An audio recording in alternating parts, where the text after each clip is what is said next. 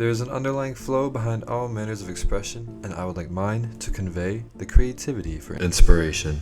The conscience exists as two wills spiraling, adjacent in unison, producing the greater will of existence. This dance is how we exist as cohesive essences in each moment. I want to be something to go somewhere. There is not until I make what was. To create, I require nothing to allow existence to flourish. Through flourishing essence, our will divides, leading to a reevaluation of pride. I tie who I will with who I was, for I am. I've spent too long stressing over a script that encapsulates my perspective. My understanding is that expression is a product of the human condition. Simply put, it is a search and application of existence influenced through pain. I feel pain only for what I haven't allowed beauty. I allow beauty to hide what is pain. This is my human condition. In a sense, the human condition is creativity. Okay, wait. So what is creativity? I cheated. I looked up the etymology of creativity, which is create. And there wasn't much, except that what it's basically implied was that it comes from a word Indo-European, like PIE, Proto-Indo-European, and the root crete is meant to grow. Like cultivation, culture, agriculture, all these things come from the same word, and maybe it comes from the same, maybe creativity comes from the same root in Indo-European. But this I think about more than creativity. Like how do you take the space that you find yourself in? You didn't ask to be born when and where you are. How do you take that and turn that into something that's worth living in? Because it's not necessarily worth living in the way that you find it. Was away from the old neighborhood. You used to make me laugh. His jokes were never good. Brother and I both wish could live to see today. You laid him down yesterday. Buried him. I think people stop looking, or they pretend that they're content, or they just distract themselves from, or they never started looking. So like take that concept of like a child and a child's innocence, and what the kinds of things that stimulate the creativity of that child.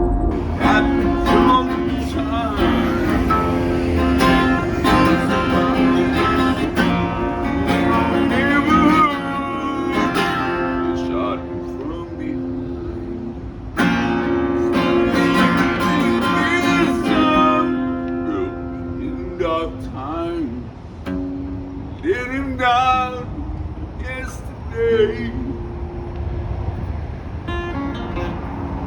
Buried him. They're not really aware of all the complexity of what's going on, but like they're taking in all the sights and sounds, and it's definitely stimulating. But then compare that to a child in the woods during the day, playing in the woods. Like, so if you're gonna ask, like, now this goes back to the etymology of the word create, the idea to grow. The first thing I thought of when I see that is, well, what is being grown? You could basically apply it to anything. If you just apply it to anything, you say that the growing of anything is creative. So in a very general sense, any expression, anything that grows is creative. But then you have the question of what is worth growing. Look at this building. That is, to me, a manifestly beautiful building. And there's a lot more knowledge about craftsmanship and creativity that went into building that structure. Many friends of mine, people share one flag, some people share one mind, and in the infinite wisdom, they bury each other's dreams. They bury us yesterday. We don't lend a hand, bury us yesterday. Dying in their sleep, they'll bury us yesterday. Hope for no relief, bury us. if we let them. That's what you have to do, is always try and, whatever your situation is, try to find the angle in which you can be creative, which you can make things grow.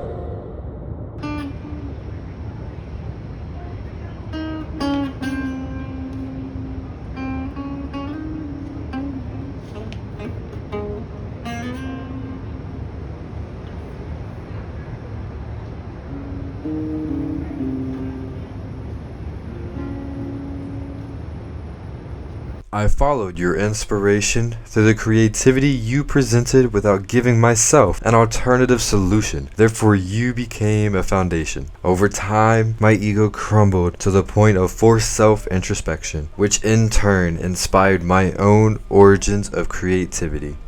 Part of creativity is vision, how you see the world, before you choose what to do, before you choose what to paint. Part of the secret, which I haven't figured out, of these commands in Matthew 25 is that when you interact with these people who are living on the margins of society, just to sort of take them seriously for a second, it changes your vision. The world looks different. At the eye doctor, when they put that thing in front of your face and they switch the lenses, and then you're supposed to tell them when it gets clearer. And in some of these experiences, when you relate to these people who, for whatever reason, have slipped through the cracks of society, when you stop and relate to them directly, then a lens flips and you see a little bit clearer. Building on that, I think the two other things I think the most have the same effect of clearing the perspective or resetting or focusing one's lens. Poetry, teaching us a new way of thinking and speaking, and simultaneously I think that getting out of our regular situation. If you've been in a place for a while, you don't have to necessarily leave the place forever, but just go on a road trip, and that kind of viewing of the landscape, of the people, of the randomness of the situations that occur has a kind of like clarifying effect. And how you see the world